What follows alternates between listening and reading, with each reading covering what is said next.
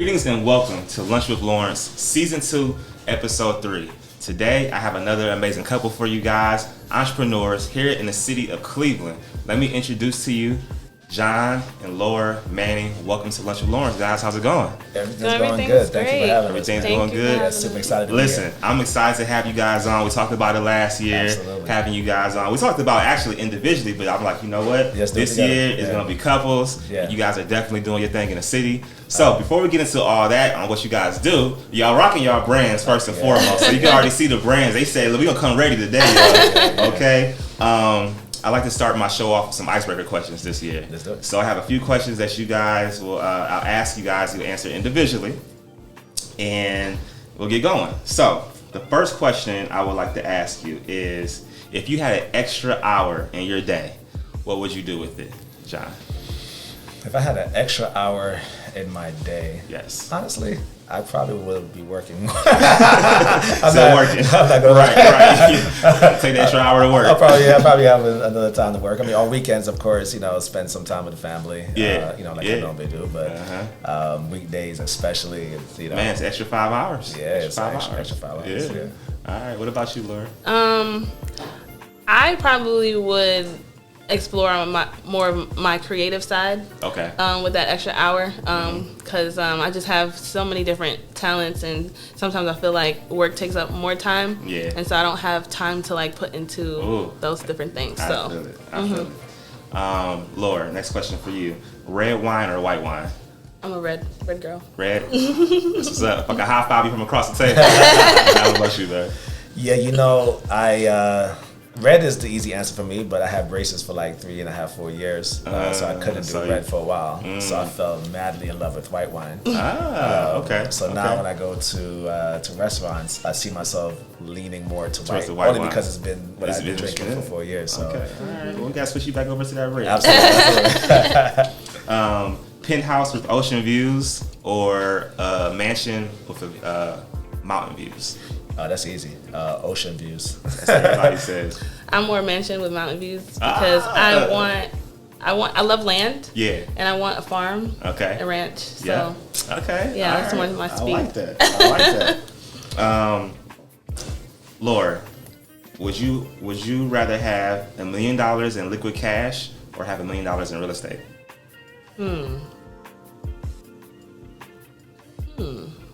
I think $1 million in real estate. Okay. Yeah. What about you, Jon? It matters of the day. Obviously the right answer is $1 million in real estate. Okay, I mean there is no right answer. That is the smart answer. That is the smart answer. But there's some days that, of course, $1 million liquid cash. You can make some aggressive investments into certain things. What are you going to really invest into? Probably real estate anyway, right? Yeah. So yeah. All right. I have 2 more icebreaker questions. You guys get the extended version because it normally asks 4 or 5. I'm giving you guys 6. Cool. What food? And this is Jon. This is questions for you. What food does Laura like that you don't like? Oh man, what food does Laura like? Like, there's something that she eats that you just don't. Well, yes. Eat. What's that? Yeah. So Laura, she eats pretty much anything that's super healthy. She would try anything, and I won't try anything. So she would like the green beans and all those vegetables that. Yeah, stuff that's good for you. Yeah. I probably won't go that route. Chickpeas. Okay. Like you like chickpeas, right? Okay, here we go. So the green beans, like chickpeas. Okay. Yeah, so same for you, Laura. What food does Jon eat or like that you don't? So you like everything. So. I do. Okay. I mean, I don't think Jon really has anything. Okay, I'm very that you don't. Yeah, he's really picky. I just didn't grow up like that. Okay. Very diverse in my food. That's fair. That's fair. All right, and the question I ask everybody is, Laura, if you could only have 3 apps on your phone, what would they be? 3 apps. One has to be a game. A game app? Yes. For real? Okay. All right. Instagram and photos. Okay. Photos. All right. Okay. Jon? Yeah, for me, the most important app is the calculator. Okay. That's my favorite app. Okay. Okay. That's the app I use all the time. Calculator, I would have to say Instagram, because that's the way people are going to get to know me a lot more.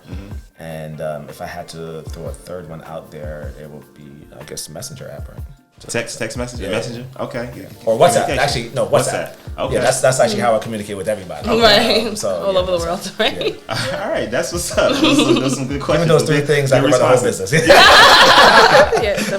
That's what's up. Well, guys, again, I want to introduce you guys, Jon and Laura Manning. They have multiple businesses. They're entrepreneurs here in the city of Cleveland.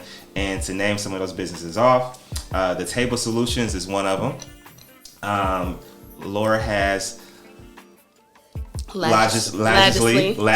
I asked her like 10 times before we started recording, y'all. Lagesly. We're gonna get into that. And then we have you. I for some reason like to say it like this. You jerk. You jerk. Which is a restaurant downtown Cleveland. They own that as well. So we're gonna get into all of that, man. So Jon, like, when did you start being? When did you realize you wanted to be an entrepreneur, and how did you get into the entrepreneur realm? What was your first hustle, your first business? Yeah, so when I was 19, I was doing construction, going to school in New York City, and I was doing construction across the street from a marketing office. Okay. And to cut a long story short, I met the CEO of the company like about 2 weeks in being in that area. He was the first millionaire I've ever met. Yeah. He showed me a check for $42,000 that he made in a week, and that opened my eyes up right there. Of course, I was a typical 9-to-5 type guy at that time. I was going to school at the nights. I was planning to do all the normal things that we were taught to do. $42,000 in a week changes everything, though, right? So he took me under his wings. He spoke to me that day for like 4 hours, and taught me a lot of things, Rich Dad Poor Dad, and just rat race and different things like that. So it shifted my whole thinking. He took me under his wings for a few years.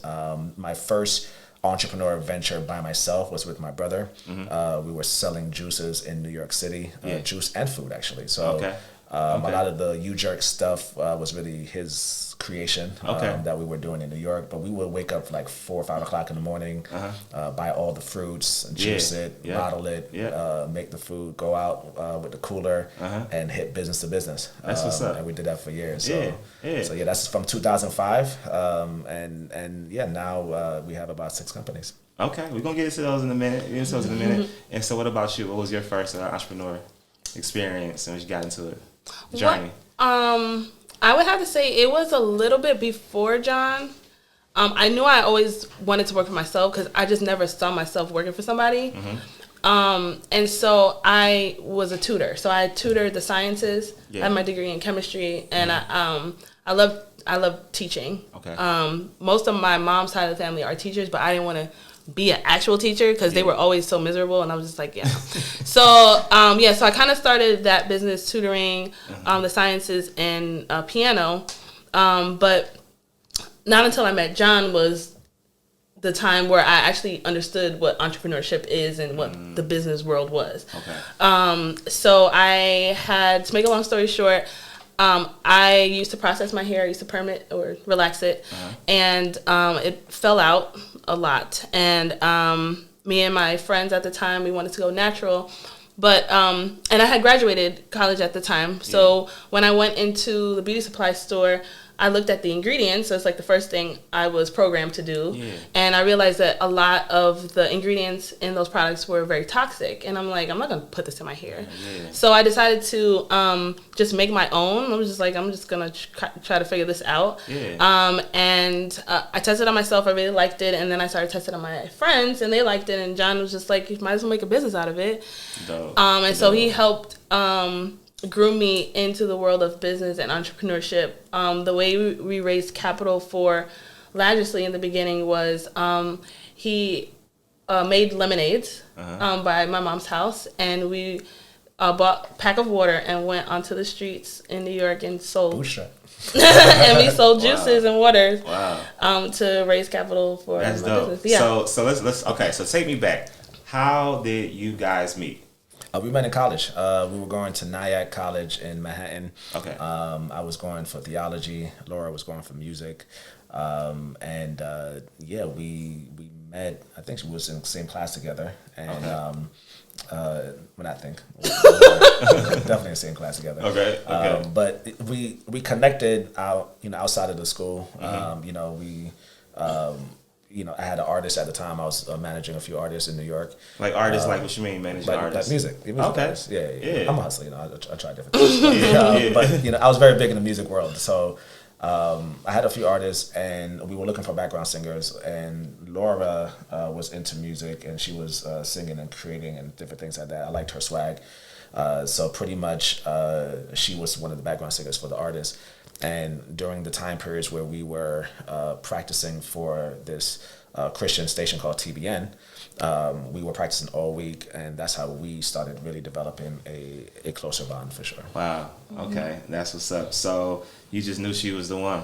Like how did you know? Yeah, it's just how did you know? You know? Yeah. How did you? What attracted me to Laura, then Laura was like a homie, so friendship is good starting off. Yeah, Laura, she was down, she was cool, she was chill, so that was something that I wasn't used to too much in terms of dating, like somebody that's like, all right, this is like she's chilling with the guys, and it's kind of weird, but she was just chill, and then she was a hustler. We built together, we worked together. Yeah. Our second conversation on the phone was business for like 2 hours. But it's kind of hard to date me and not talk business. Like this is kind of we're gonna get into that. Yeah, it's like a little weird. Like you can't date me and not talk business. But she was definitely into it though. It wasn't like it was like me talking to her and she, like she was already hustling. She was already doing like she was saying, like tutoring and stuff like that. Yeah. So we connected on that level and we started building. Yeah. Laura, how long have you guys been married? It'll be 9 years in September. 9 years in September. Mm-hmm. Wow. Yeah. Congratulations. That's dope. Thank you. That's dope. So you originally too were living in New York. Yes. Right? So Laura, what made you guys make the shift to come to Cleveland? Business. So marketing. So we were with a marketing company before we started our own. And he had us move around to different states. Mm-hmm. We came to Cleveland probably like, how long has it been? Like 7 years ago? No, we came to Cleveland in 2013. This was the year that we got married. So okay. 9 years. Yeah, so pretty much, yeah. Okay. So we came here, and we didn't know anybody from Cleveland, but we really liked the word church. Mm-hmm. And so it kind of felt like home-ish. So it wasn't too far away from New York where like all of our family is. Yeah. We always kept like a base in Cleveland, and we would go to different states, and just every other state didn't feel like Cleveland. So that's what kind of drew us back. Yeah. Every time we went out, because we even spent about a year and a half in California. Wow. And it was just like, it's just not it. Not it. Yeah. I mean, it was it in a lot of ways. Yeah. But it wasn't in a lot of ways. That makes sense. Like it's Cleveland just more so. Yeah, the weather. Like home. It felt like home. I mean.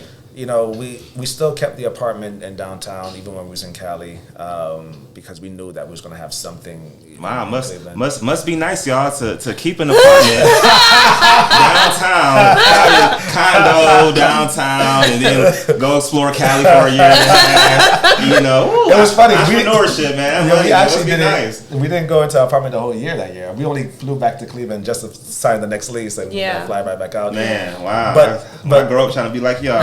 Yeah, right. Come on, I got properties all over the country. But yeah, Cleveland had that, that home feel. Yeah. Now keep in mind, all we know is really downtown Cleveland. I'm still learning Cleveland. Like I don't even know what area this is, So, there's things I'm still learning. But from what Cleveland has offered me, I love Cleveland. And we met. I first met you guys through Chris and Jasmine Davis. I think it was what was it, Jasmine's birthday party? Mm-hmm. And it's at Pinecrest. Yeah. And then we sat next to each other. We got to talking. Yeah. And then from there we just developed a relationship. Man. It's just key. So. That's what's up, man. So I want to get into Table Solutions. Yeah. What is Table Solutions? How long have you had it? What What do you do for people? What's the company? Yeah, Table Solutions. How many employees do you have? Like, where did you start off? Like, tell me. Not too long, but just tell me about it. Yeah, so Table Solutions, we are a direct sales company. So pretty much what we do, we're the middleman for a lot of Fortune 500 companies. Okay. So what they do is they contract through us. We then do the sales for them. Okay. And we work with companies like Verizon and Dish Network, DirecTV, AT&T, Sprint, all this stuff like that. So, what I do is I employ people to represent these clients. And, we do that in multiple different areas. Right now, we just opened up Buffalo, New York yesterday. We're in New York City. We're in Philadelphia. We're here in Cleveland, of course. We have 2 offices downtown. We're in Columbus. Wow. And now Fort Lauderdale also. Wow. So what I do is I take the business, I take the client, and I figure out how can I scale, because of course business is all about figuring out how to scale. Scale the business. So I figure out how to scale this thing throughout the country. We have people that we give opportunities of growth to. So that's really where the real longevity comes from. Learning how to work through people, which is obviously entrepreneurship and business, building people and different things like that. That's what we're doing. And how long you been in business? Yeah, so I've been independent since we came out, 2012 actually. We started independently through the other company. It was more entrepreneurs then. Okay. But not really entrepreneurs per se, because I was still paying all the bills, the offices and the admins and everything like that. We're just under another brand. We branded ourselves in 2016 as the Table Solutions. That's when we lost everything in Cali that year, and we needed to regroup ourselves. So in 2016, we started Table Solutions, and it's been moving ever since. Now, are you part of that as well, Laura? Mm-hmm. Like, I'm more so now on the back office. Okay. I've been more focused on Lagesly. For the past few years. So Lagesly. And I remember at Jasmine's birthday dinner, you told me about Lagesly. So tell the viewers and the watchers, what is Lagesly? What does it consist of? So Lagesly is a 100% natural vegan hair product company. 100% natural vegan hair products. Yes, nice. For all hair types. Okay. So I have about 18 different products. Wow. And it ranges from shampoos to hair growth elixirs. Wow. So pretty much everything a person would need to take care of their hair, whether it's just wash day or to maintain it throughout the week, I have products for that. And so earlier you said Jon kind of pushed you into starting the business, right? Mm-hmm. Now, did he come in as a partner, or is this is just your baby? And yeah. So all your businesses are together? Yeah. Yeah, but I'm a silent partner too. I would normally say, of course, Lagesly is my company also, but if you want to, when I talk to people, I say this is Laura's company. Of course. Because obviously Laura does everything. Yeah. She's a CEO, she's a brain, she's the one that does the sales. I really was just there to give advice and assistance in the beginning. But Laura is the one that really handles a lot of everything when it comes to Lagesly. Laura, how do you market and brand and push your product out there to the masses? So at first, I was never really an aesthetic person, I guess, and so I didn't really understand the world of aesthetics and how people see things, and that programs them to buy. I was just like, well, I have a great product. I'm gonna slap my business card on the front, and here. Yeah. But over the years, I realized that people see first with their eyes, and then they'll try something. Mm-hmm. So I hooked up with Ashley Tima a few years back. What up, cuzzo? Mrs. Tima. Mm-hmm. And she helped give me direction as far as branding. Okay. And over the years, I tried to do things myself, but we opened up our social media company, 2 years now? Yeah. And so they last year. Yeah. Okay. So they handle now social media company? Yeah. Yeah. What was that, Jon? It's called the JLX Group. I mean, did we miss that one? I don't even have that one on here, man. There's 3 things you missed there, but okay. Yeah, the JLX Group. Well, go ahead, Laura. So you opened up the social media company. Yeah. So So now they handle my social media and branding and things of that nature. I'm also just started working with Ranisha. She's been helping me with PR. Shout out Ranisha. Name dropping. Got to. But also one of my biggest vendors is Curl Bible. That's through Dana Chanel, and so they sell, market, promote my products on their platform as well. So yeah. And then I have my own online. Yes. Mm-hmm. What is your favorite product that you have that you probably use? My favorite product. Or top two, top 3 is my moisture mist. It's very lightweight, and I've found myself wearing a lot more protective styles than I used to, and so that's how I'm able to keep my scalp moisturized and healthy. And then my hair growth elixir, because my edges are just very fine, and what it helps it do is to keep it strong and also help to maintain the growth and fullness and things of that nature. So I would say that's my top 2.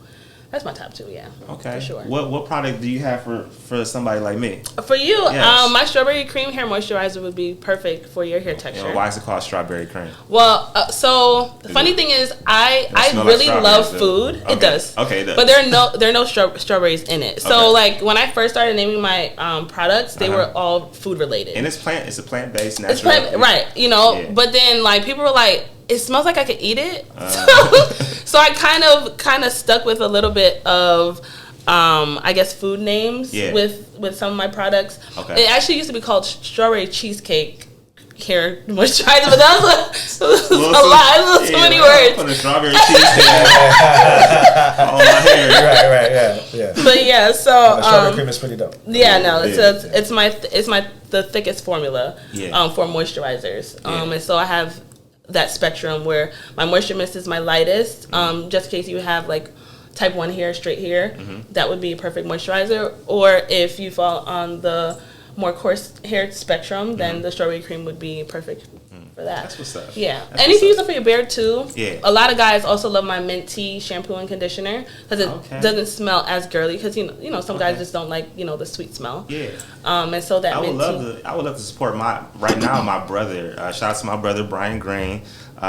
He has a company called Bearded Giants. So he has the shampoo and the conditioner for the beard, and then he has the oils and the creams and stuff like that. Nice. So that's what I use. Everybody's looking at my beard right now. That's what's in it. But I would love to, get some different product for my actual hair. Yeah. So I'm gonna take you up on that. Yeah.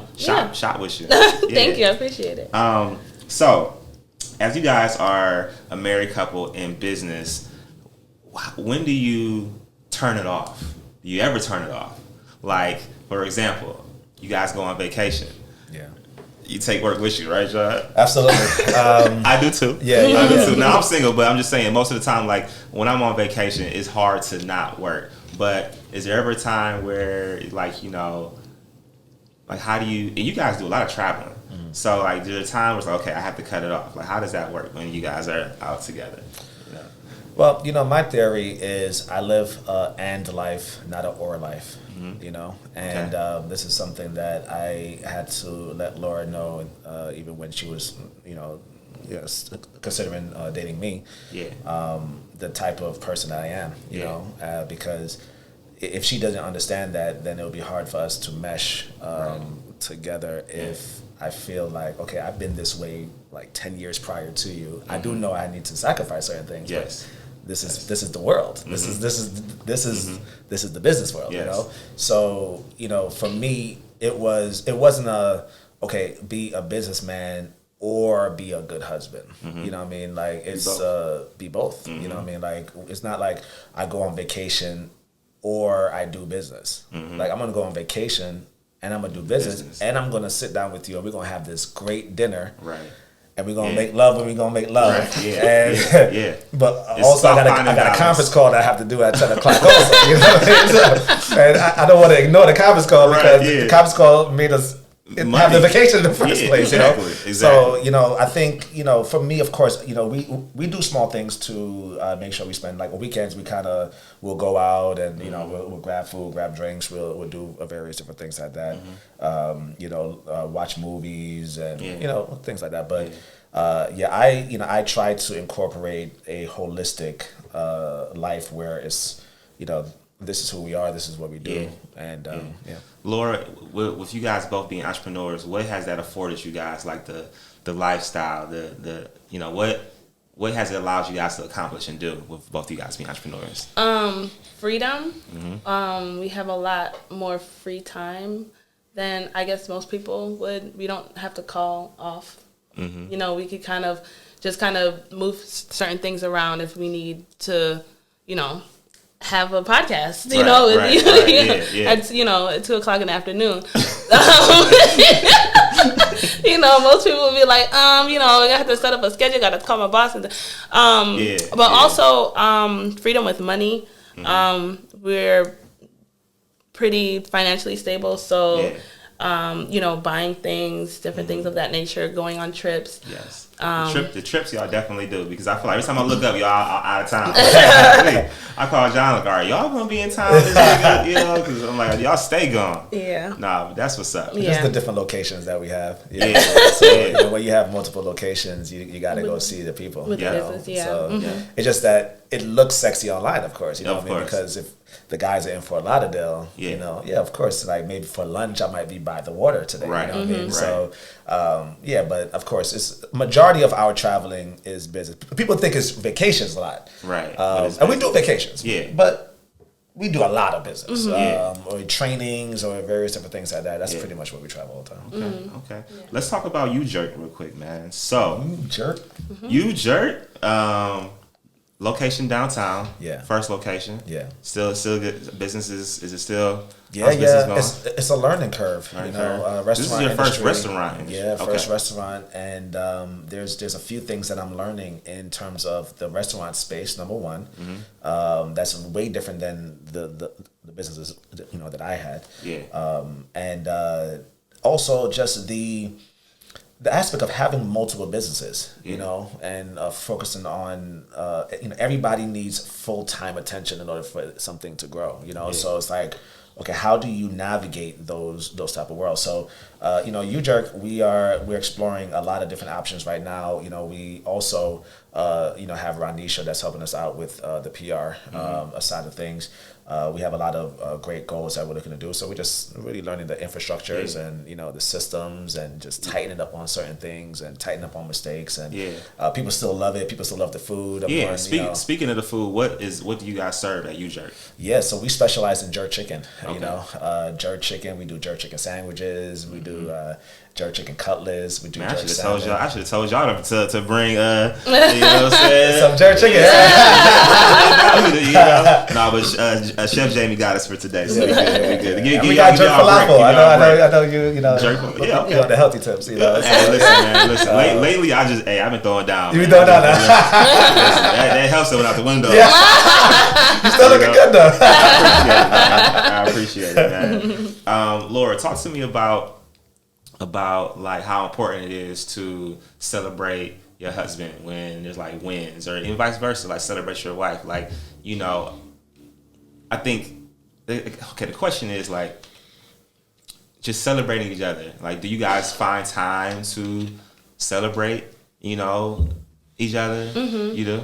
So, so it's kind of hard, because it's like we're I think almost constantly celebrating each other, because we're always doing business, and even if things aren't or seem, I guess, pretty much constant, there's always like a blip where it's just like, ooh, but I just got this new contract, or this person just hit me up, and it's just like, oh, that's what's up, that's dope. Does it ever come to a point where, because you guys been doing business so long, so you get used to it, like you get used to like great things happening, where it's like for example, me, I've been doing real estate for so long, so like I flip houses all the time. People don't even know. I wholesale, I close on deals, and it's like, okay, I closed a deal today, probably made X amount of dollars. A lot of X's. And it's like I'm used to it now. So it's like, oh, do I go out and get some champagne? No, I'll probably go to dinner, which I would normally do. So like, do you guys get used to it because you're always in business, or sometimes you do those special surprises and celebrate the wins that you guys have? So the funny thing that you said, so my uncle passed away years ago, and he left a bottle of Moet. It was like 1960 something, whatever. And we said once we hit our first $1 million in business, we were gonna crack it open. Okay. And we haven't cracked it open. Okay. Because when we hit the $1 million, it was just so it was already hit. The bottle is just like, so they gonna push it to 10. Exactly. So it's just 10. like, yes. Yeah. So it's just like, let's set the bar higher. Like, yes. So that bottle is just still chilling. Yeah. Yeah. Because I believe that the mind, you're only going to get to the level of your mindset. Right. So, when we were setting that target for $1 million, that was a huge goal for us at the time. So it was like, we hit $1 million, we gonna go crazy. Yeah. The year that we hit our first $1 million, we hit it by May that year. And we sat down with Larice, financial consultant firm. Shout out to Larice. And, I never forget, Larice was going over our numbers, and he saw like 500% increase from the year before and all this stuff like that. And me and Laura was sitting out there looking at it as if it was just another day. And the reason being is because when we set that target, last year we barely hit $1 million. I think we hit like 900,000 or 870, something like that, right? Yeah. And we was like, next year's our year. Yeah. In January, like I had a whole strategy for 10 million. Okay. Yeah. So if you're doing 10 million levels of activity, you're not too celebrating off the 1 million yet. Right. So we had to remind ourselves, like, hey, remember that time we used to that, you know what I mean? Like, so, for us, like, I think we have to remind ourselves to celebrate certain wins because I feel like even now, we're pushing for the 10, but my mindset now is thinking 50. You know what I mean? So it's like when you cross the 10 now, it's like, okay, this is, so I think, and the reason why I do that is I always put myself in rooms where people are making way more than I do. You know what I mean? Yeah. So that's a very important thing for me. Like I want to be in a room where somebody's making 100 mil. Right. Even actually being around you actually shaped a lot of our thinking in a very glory to God. No, seriously, Laura can tell you. Yeah, no, absolutely. Like we were in Cabo and we were talking on the yacht. Shout out to you for getting the yacht. Yeah. Actually, I got a yacht. You know what I'm saying? Cabo on vacation. Together. Yeah. And you were talking to me about the business, your business, stuff like that. And I was trying to figure out how does this work in my business. Man, I was on steroids when I went back into the room. Like, we started a whole investment company because of you. But it's just being around people that just you hear something and just it just takes you to a next level. I'm very intentional on that. Right now, I hang around Grant Cardone a lot. I go to a lot of his events. So it makes whatever I feel is great in my business. It feels small, so it keeps me always looking at if it's $5 million a year. It makes that look like the bottom, and I need to continue working. So that's what's up, the man. crazy thing is that we celebrate our guys more. I think 100%. We celebrate our team. Yeah, when they hit milestones, and it's just like, we going out. We going out. Yeah, we going out. We going on vacation. Yeah, that's really we definitely 100%. The guys, man, because we know the stories. Yeah. You know what I mean? We knew, when they came in not having anything, no cars. Like we have a guy, Jeremiah. Jeremiah is on pace probably this year to make his first $1 million. Wow. Inside the company, right? Wow. And he's a guy that came in, he didn't have a car, he didn't have a place, he didn't have anything. To now be a partner with me at UJerk, also in our other juice company, and now leading people in multiple different states. That to me is way more exciting than me getting anything, really. Because I know I'm going to get me regardless, you know what I mean? But to put people on, put people in position to feed their family and bless other people. It's just like it's like a snowball effect, man. Because it comes back. It comes back. Oh man, that's what's up, man. A couple more questions, man. We're gonna wrap up this podcast. I want to know, Laura, and both of you guys, like how important, you kind of said some stuff earlier, but how important is it on building relationships with people? I mean, it's relationships so key. Over money. Yeah, it's so key because, I feel like every person just has a wealth of gifts to offer to the world, and to develop a relationship with that person is also potentially developing whatever's inside of them, depending on your intention for that relationship. In our businesses period, we're always just trying to see the best and try to bring out the best in people and want that to flourish and grow. And so we love building relationships. Yeah, relationships is key. That's how you're going to continue stretching yourself and learning. Also, that's how you're going to, the person that might be the key element to your growth just might be sitting next to you, know? And, the thing that I think we all as entrepreneurs need to do is humble ourselves and sit down and know that we can learn from anybody, because I think sometimes, this is the reason why I'm so intentional. Like I just said, I'm so intentional in making sure I'm in a room where my big success looks small. You know what I mean? It keeps me always in a humble state. You know what I mean? So I'm willing to sit down and learn. Like when I go out, and you could tell this, like I would sit quiet and just listen. You know what I mean? Like, because for me, I don't need to feel smart. Like, I don't need the person, oh, Jon, you sound so smart, man. You're such a great guy. Like, I don't need that. You know what I mean? Right now, I'm here because we got some players at the table. You know what I mean? And, like, last time you invited us here, I felt so bad because I was sick. Probably had COVID. Probably did. I have no idea. But I felt sick on the couch. I looked at this table, and I'm like, you see Larry, you see, I forgot some of the other names that were here.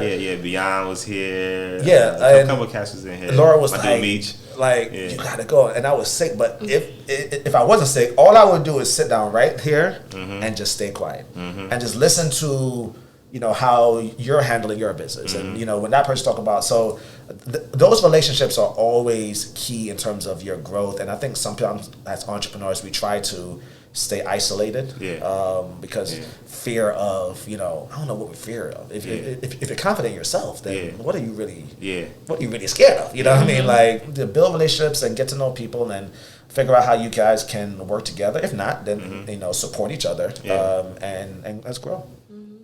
2 more questions. Cleveland. I know you guys talked about, obviously, you came back to Cleveland. You have businesses in different states and different offices in different states, but Cleveland, at the end of the day, seems to be home. We talked a little minute ago about possibly getting a vacation home. You was talking about Florida. You love some part of Florida. Absolutely. But at the end of the day, how do you feel about the growth in Cleveland, business in Cleveland, and where Cleveland's going? Cleveland is an amazing place to start a business. Y'all hear that, people? Cleveland is an amazing place to start a business. Yeah, Cleveland is an amazing place to start a business. We came to Cleveland, like I said, we came to start business. My mentor told me if he had to go start from scratch, he would start in Cleveland. Wow. And then we literally just came here with no intentions of staying, but we fell in love with the culture here. Yeah. And just because you start in Cleveland doesn't mean you have to finish in Cleveland. Yeah, no. We have businesses in other parts of the country. Yeah. You know what I mean? Yeah. But Cleveland was great. We found a great location downtown, and we focused on building the people. We love the people of Cleveland. We love the culture of Cleveland. There's just a lot of growth here, and I feel also if you have a hustle mindset, what I mean, not a like sit on the throne type mindset, where it's like, look at me, I'm this. Like, if you got that like grit and grind, oh man, you'll kill it here in Cleveland. Because it's here for the taking. It is. It's here for the taking. But I love Cleveland. I definitely recommend people to come to Cleveland, invest in Cleveland. Of course, the real estate here is great also. So yeah, absolutely. Okay.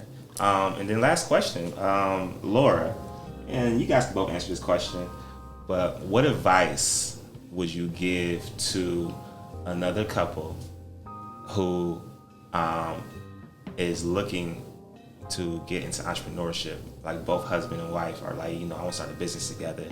What would be your best advice to that couple if they sat down with you and it's like, hey, we're looking to start a business? What advice can you give us as far as us doing this together? Make sure that you guys are always on the same page.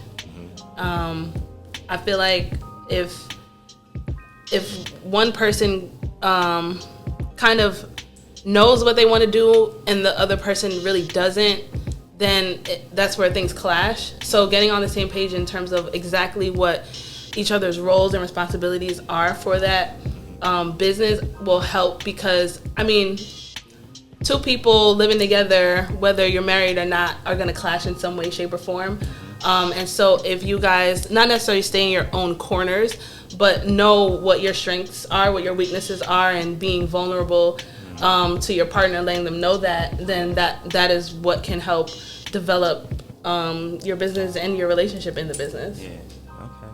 That's what's up. That's what's up. Well, look, guys, I appreciate you guys coming on the show for episode 3 of season 2, Lunch with Lawrence. And because this is Lunch with Lawrence, my chef Jamie Smith with Next Level Caterers definitely provided some lunch for us.